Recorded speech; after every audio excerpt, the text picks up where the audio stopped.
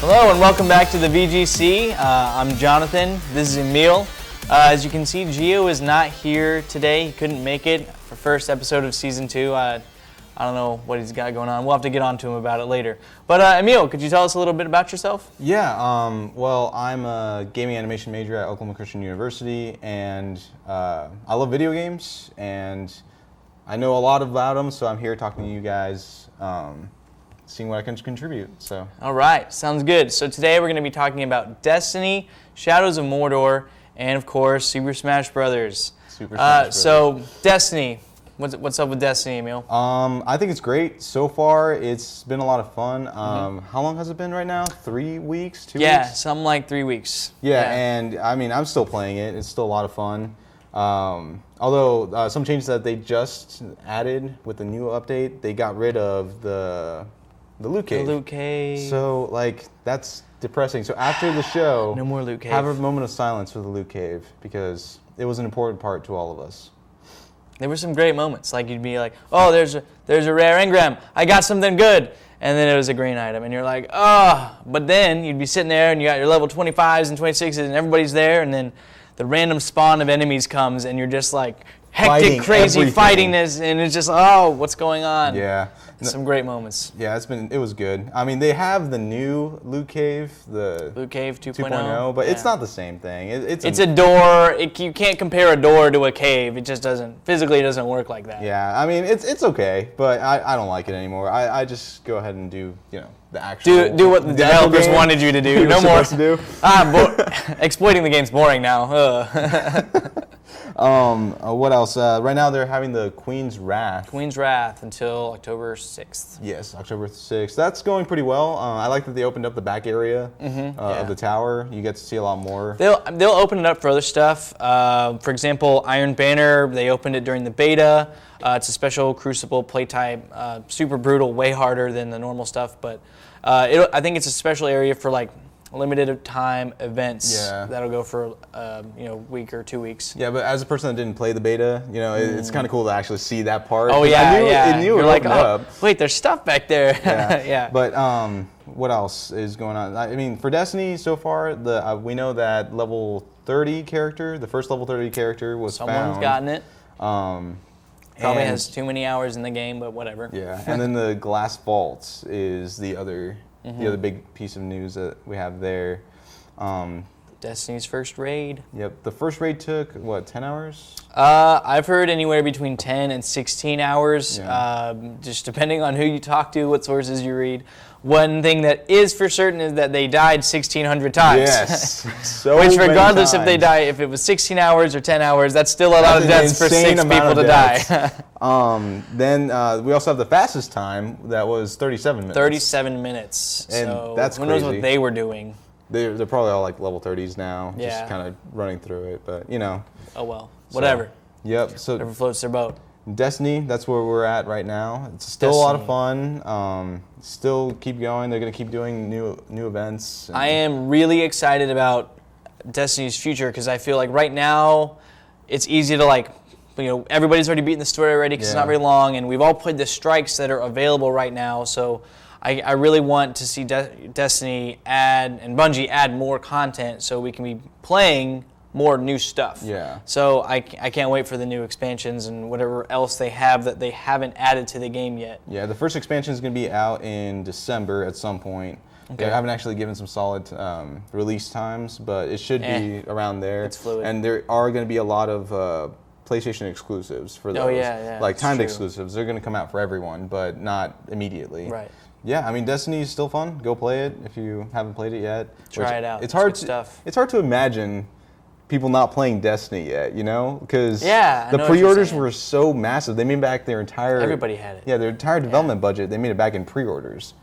Which is crazy. That's insane. And when you look at the console ratings and stuff, a lot of people got PlayStations to just play it and stuff like that. Yeah. And Redbox, the people that are renting it out, it's still everywhere. You can find it. Easily available. People are I'm going to play Destiny for a weekend, and turn it back when I'm done, because you're not going to be addicted to it by that point. But I mean, like, it's crazy to me that many people have it that they don't need to red box it because everyone owns it. That's insane. That is crazy. All right, so Shadows of Mordor. Shadows of Mordor. I think it looks awesome. It has been getting good reviews. Not great, not perfect, but high review scores from IGN, Game Informer, and other review sites. Yeah. Which for me, I am really excited about because, I mean, I love Lord of the Rings. I love the Lord of the Rings games that I played on PlayStation 2 back in, the olden days. Yeah. And so it's been a while since there was a really great Lord of the Rings game. And I mean, Lord of the Rings Conquest, even when we played that, it was like Battlefront for the Lord of the Rings. I loved it. It was really fun. It was one of Pandemic's last games before they got shut down. And then there was Guardians, right? War in the North. Oh yeah, Guardians was a MOBA. So Yeah, I'm not really counting that fair, one that's in fair. like the mainstream game lore. Yeah. But War in the North came out a few years ago, and that was a decent game. I don't think it did what I wanted it to do, and I don't think it did what some of the other critics wanted it to do. But it looks like Shadows of Mordor has some really great things going on for it. And for me, I definitely want to play it. I want to own it eventually. I want to give it a try. But right now, I feel like, in my view, it's definitely overshadowed by Destiny. Just a little bit. I mean, it looks like a lot of fun. It looks like the combat is insanely awesome. Yeah, if you haven't seen it, like it's very fluid. It feels a lot like an Arkham game. Like that's what they're saying. And that's great. Arkham games are fantastic. But it just feels great. The people that you fight, they actually level up and they get better armor if you die or something like that. If you kill them, you get level up. Which is crazy. Like it's really interesting, the dynamics they give to the entire game. Yeah. But it still has that kind of, I don't know if I want to say that, but like a Skyrim-esque feel to it. You have an open world. Interesting. It's kind of medieval. Right. Yeah. I mean, type it's of thing. fantasy. So, so Skyrim's fantasy. Even people that might not be fans of the Lord of the Rings series can find something to like in this game. Okay. I'm not saying I'm not a fan. I love Lord of the Rings, but even those haters can still like this game. It's still a good game. Yeah. So I mean, it looks great. I'm looking forward to it. So then the other game that I think just came out was Hyrule Warriors. That just came out. And that Get your Link mindless violence on and play as whoever you want. Really random character selection from a random assortment of just a little bit Zelda games. I don't know. When I was reading the character list, I was like, what? Why? Okay, that makes sense. Why? Yeah, and I mean, So, the marriage between Zelda and Dynasty Warriors is kind of it makes sense that you finally see Link fighting hordes and hordes of these monsters.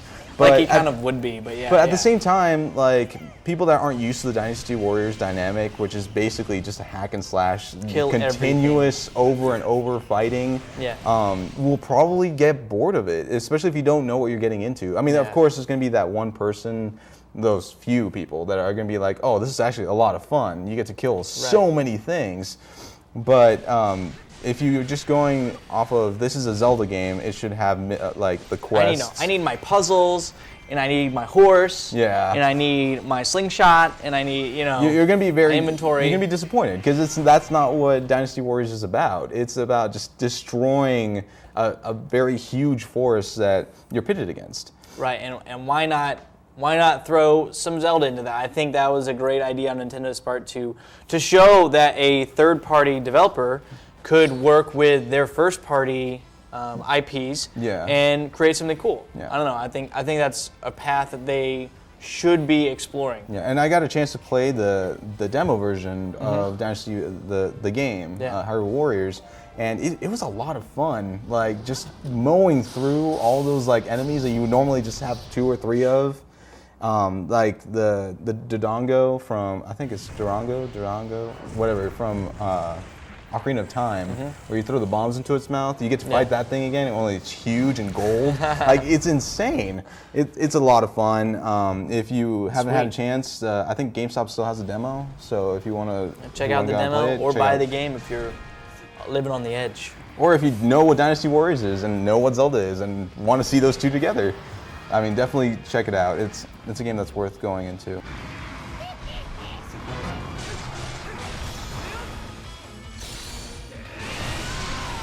And then finally, Super Smash Brothers. Super Smash Brothers coming out so soon. It's coming out next week. A lot of GameStops are doing promotionals, like, you know, we're gonna fight and whoever wins gets a free copy of the game or something like that.